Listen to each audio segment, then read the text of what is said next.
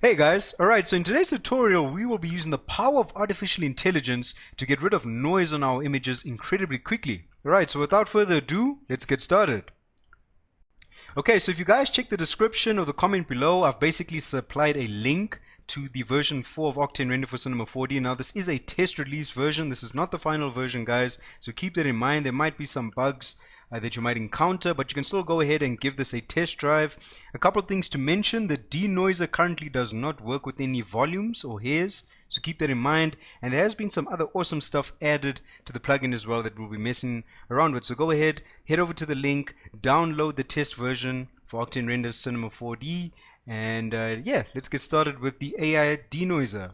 Okay guys, before I even get started, something I actually forgot to mention in the next part is how to actually bring up this information. If you don't know how to display it in your live viewer, just want to right click and click on toggle info and you'll see it'll bring that up. Okay.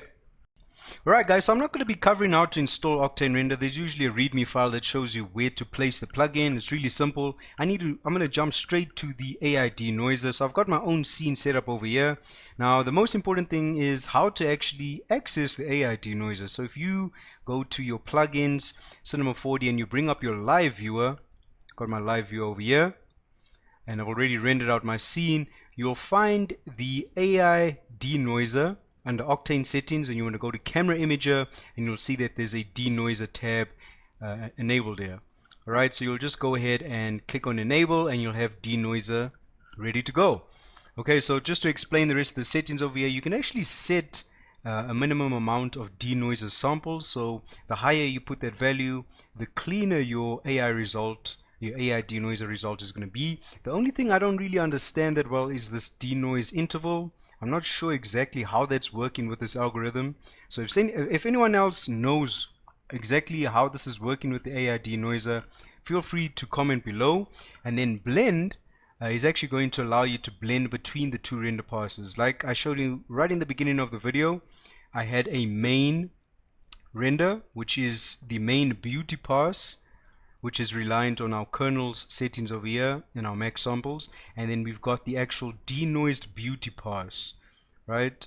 As you can see, I'm toggling between the two, and when you have the AI denoiser enabled, you'll see these two little options appear over here, and basically this blend option will allow you to blend between the two. And now you can see currently these options are actually showing up, but it's not enabled here, and that's because I'm using a custom Octane camera. So if you guys are not using an Octane camera in your scene, then you'll just usually head over to the Octane settings denoise and enable it. But if you are using an Octane camera, as you can see over here, you need to go into your camera, go to camera imager, scroll down to AI Denoiser and enable it over here. So you'll see now if I bring up the live viewer and I start scrubbing through this the blend, let me just actually decrease the size of this window.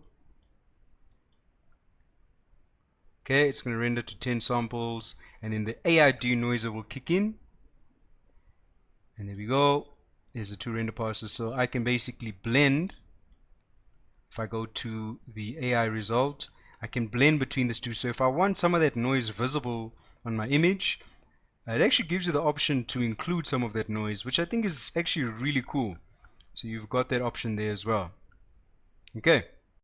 Alright guys, so that's going to be the basics of the AI denoiser. Now, why I actually think this is revolutionary, if you're using a weaker rig, like you can see I'm only using a single GTX 970, this is basically going to decrease your render times because the artificial intelligence is basically going to complete the image for me. Now, how I think this is actually working is the artificial intelligence is using some deep learning algorithms. It's then analyzing the image, and when it's got enough information to process, it goes ahead and it basically fills in the dot and it completes the image for you, which is truly that is amazing guys. Artificial intelligence is the future of technology. I can tell you right now that you're going to see AI used in a lot more applications. So with that said, if you guys actually had to maybe put a little bit more samples on here, so you can see I'm using 10 samples, which is actually really low.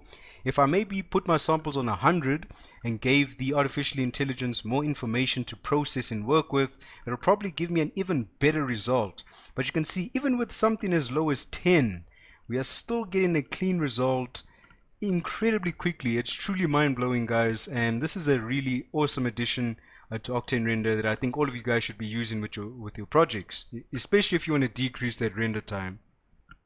Okay, so another thing mentioned in the patch notes from that forum post is that they actually added viewport rendering, which I think is amazing. So if you go to options and enable viewport rendering, you need to make sure your live viewer is still open. But if I go ahead and minimize that, there we go. We can actually see our Octane render in our viewport, and I can actually navigate, move this around, and see those results are being rendered in real time within the viewport now. So I think that's a really great addition that they added with the plugin as well. Okay, and one last thing, if you guys want to actually save out this image, you just need to go to File and Save Render Passes as a PSD, so it will be exporting both of these render passes for you, and you are good to go.